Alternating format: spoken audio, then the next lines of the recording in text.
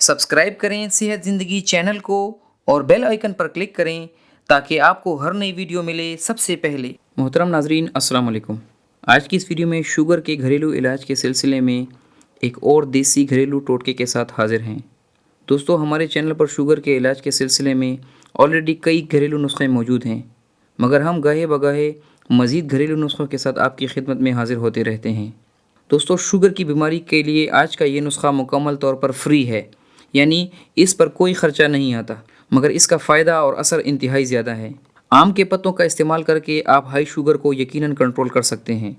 दोस्तों, इस नुस्खे की तफसील बताने से पहले चंद बातें आप लोगों के साथ शेयर करनी हैं। दोस्तों, पहली बात तो ये है कि देखें, बहुत से लोग अपनी यूट्यूब की वीडियो में शुगर के घरेलू नुस्खे बताकर साथ ही ये कहते हैं कि हमारा ये टोटका आजमाएं और फिर हर किस्म की मीठी चीज़ें, चीनी, बेकरी वगैरह सब कुछ आसानी से और जितना चाहें इस्तेमाल करें, कोई नुकसान नहीं होगा।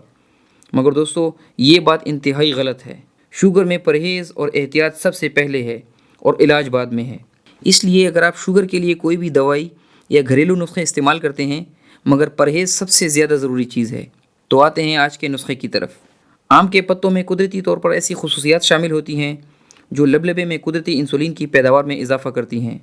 इन पत्तों को 3 तरीक़ों से इस्तेमाल करके आप हाई शुगर को बहुत थोड़े ही दिनों में बआसानी कंट्रोल कर सकते हैं।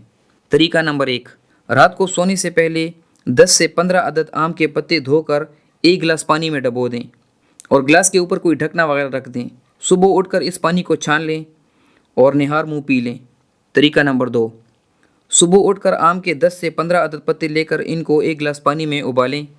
ठंडा होने पर इस पानी को छान लें और ख़ाली पेट पीकर इसके आधे घंटे बाद नाश्ता करें।